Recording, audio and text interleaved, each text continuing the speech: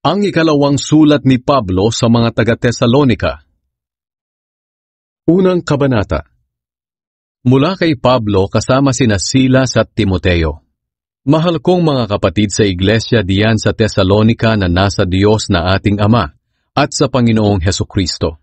Sumainyo nawa ang biyaya at kapayapaang galing sa Diyos Ama at sa Panginoong Hesukristo. Ang pagbabalik ni Kristo at ang paghuhukom.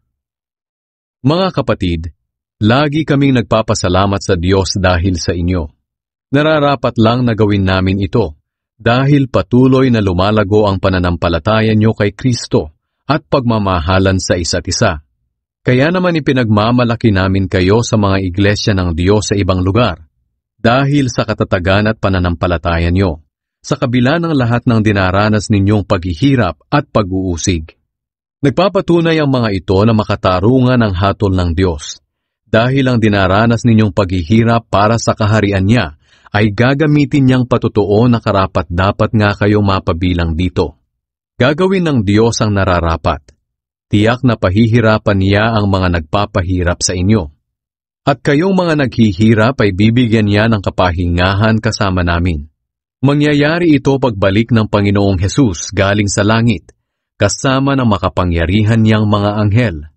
Darating siyang napapalibutan ng nagliliyab na apoy, at parurusahan niya ang mga hindi kumikilala sa Diyos at hindi sumusunod sa magandang balita tungkol sa ating Panginoong Hesus. Parurusahan sila ng walang hanggang paghihirap at pagkawalay sa Panginoon, at hindi na nila makikita pa ang dakila niyang kapangyarihan.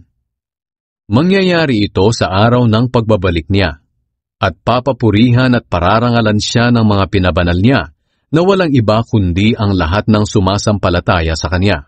Kabilang kayo rito, dahil sumampalataya kayo sa ipinahayag namin sa inyo.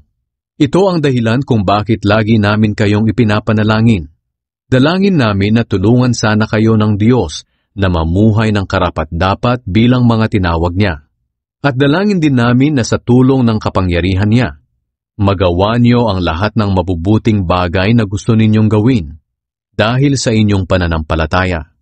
Sa ganitong paraan, mapaparangalan niyo ang ating Panginoong Hesus, at kayo naman ay mapaparangalan niya ayon sa biyaya ng ating Diyos at ng Panginoong Hesukristo.